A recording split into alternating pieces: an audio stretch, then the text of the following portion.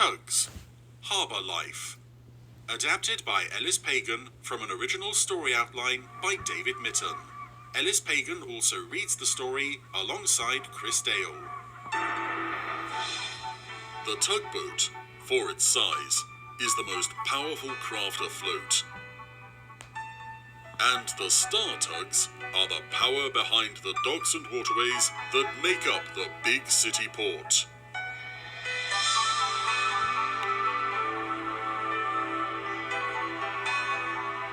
This is TUGS.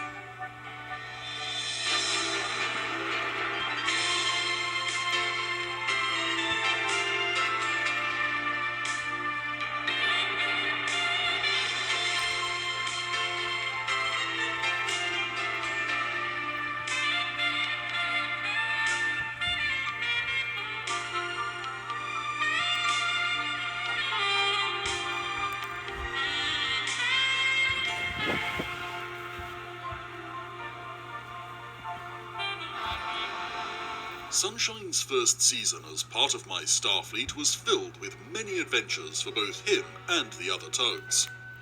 Some were good, some were bad, some were happy, and some were sad. But I'll always remember the time when he really proved himself as part of the fleet.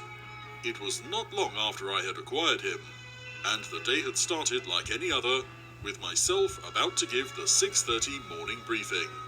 Hercules was having a conversation with the young switcher, and I was just in time to catch the tail end of it.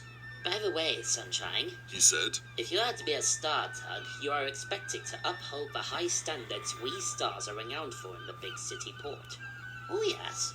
What I'm trying to say, sweetheart, is that we're not known for pinking, so kindly don't make a habit of it. Understood, my dear?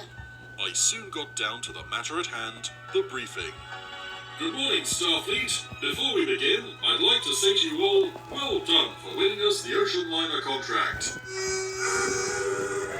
Right to business. The Star Tugs listened eagerly. I've managed to line up a contract to deliver the goods of the melon produce company upriver. 10 cents, seeing as last week you proved yourself worthy of big jobs, you'll be in charge of transporting them. Right, Captain Star. Warrior, I continued, you won't be on garbage detail today. I've landed you a job at the sugar beet factory. Yes, sir. I'll do my best, sir, said an excited warrior. Top hat, I said. There are a few whistling boys that need transporting to the liner dock. If we're going to tow the Duchess in every time she needs to dock, she'll need to know where to moor.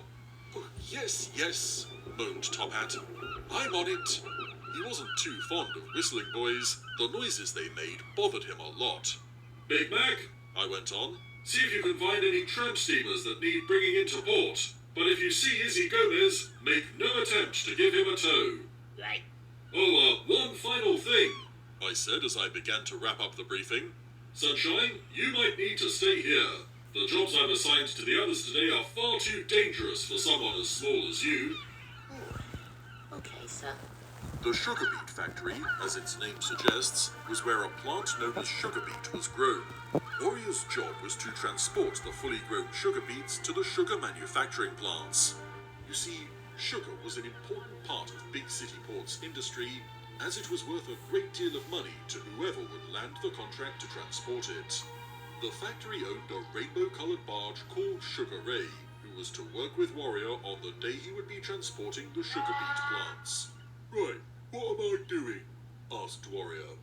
Well, Warrior, Said Sugar Ray. I think you're supposed to deliver the sugar beets. Don't worry, I'll help you.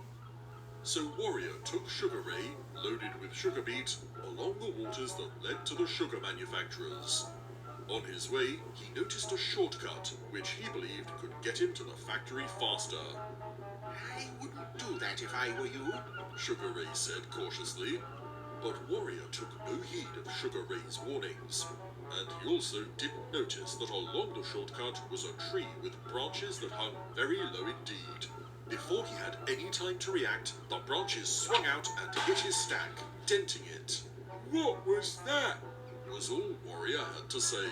Warrior soon came to the first sugar manufacturing plant, where Sugar Ray would be unloaded. This gave Warrior some time to talk to OJ, who was waiting for him. You Remarked OJ. transporting sugar beets, are we? I think I prefer it when you're working with Lord Stinker. Meanwhile, Big Mac was looking for any tramp steamers he could tow in, but he didn't expect that the first one he would see was Izzy Gomez. Hey, Big Mac, old pal. Said the rusty South American tramper. I need a dough. Big Mac didn't look convinced. He said. Why should I? I've got some bananas to take up to San Juan's banana ripening warehouse, I believe. Replied Izzy. I'll give you a good price. Well, Thought Big Mac. just this once, I'll do it. But if you're not telling the truth, Big Mac attached a line to Izzy and began to tow him upriver. He had no idea that Izzy was tricking him. Nearby, Top Hat was towing a barge full of the Whistling Boys. Springtime often brought windy weather with it, which meant that the boys were whistling in the wind. As if that wasn't bad enough, some gulls landed on top of them, squawking. Top Hat didn't want anything to do with the cacophony of whistling and squawking. Oh, do I have to make a living by doing this? He sighed. Sometime later, Big Mac had taken Izzy to the banana ripening warehouse. there you are. Said Big Mac. No, I'd like my fee, please. Big Mac? Came San Juan's voice from inside the warehouse. Why is Izzy with you, senor? We are not due another shipment of bananas for 2 weeks. Big Mac glared at Izzy. Wait till Captain Star hears about this. He said, before beginning the long journey back to the Star Dock. Not too far away, 10 Cents was collecting his barge from the Melon Produce Company's warehouse to transport some melons downriver to Big City Port. But Zoran and Zebedee had spotted him. Ah, 10 cents, me old mate. Need a hand? Asked Zoran. Captain Zero thought it would be good to, help out our rivals for a change. Lied Zebedee. 10 Cents looked suspicious. He was well aware of when Zip and Zug had pushed Big Mac onto a sandbank last week. Okay, Said 10 Cents cautiously. but no tricks this time. 10 Cents didn't know the two Z-Stacks were planning to get the melon contract for Captain Zero.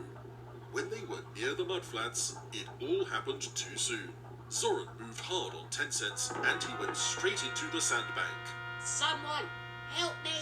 Zebedee saw his chance and took his barge. At that moment, Zug came past. He was on his way back to the Zero Dock from a job upriver. Oi, Zog, Shouted Zoran. tell Captain Zero we've won the melon contract. On it, Zoran. Said Zug. He resumed his journey back to the Zero Dock with Zebedee and Zoran joining him. 10 Cents would have been stuck on the sandbank for a very long time had it not been for the spring high tide. He was soon able to get back into the water and made his way back to Big City Port. At the Star Dock, 10 Cents told the rest of the tugs about his predicament. And now my barge is missing. Is that so, sweetheart? Asked Hercules. Well, don't you worry, 10 cents. I think I have an idea. It'll require more tugs than just you. Yes. Added OJ. And I think this could be a chance for Sunshine to prove himself. Now, here's what I think we should do. Back upriver, Zoran and Zebedee were on their way back to the Melon Produce Company's warehouse. I'll be glad to get rid of this lot. Said Zoran. 10 Cents and the other Star Tugs were hidden nearby, as was Grampus. Now, wait until I say, Sunshine. Explained 10 Cents. They're getting close to the warehouse. Said a worried Sunshine. Wait for it. Not yet. And... now! The Star Tugs came hard at the two Z-Stacks from both sides. They were surrounded. Sunshine was able to take back the barge, narrowly avoiding Grampus in the process. Well done, Sunshine! Ah, you did it.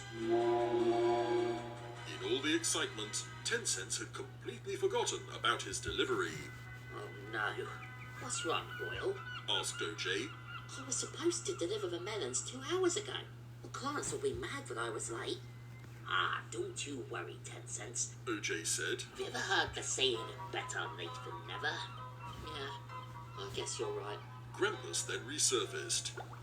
Oh, you might be all right, 10 cents, He said, pouting, but who's going to pay for my broken periscope?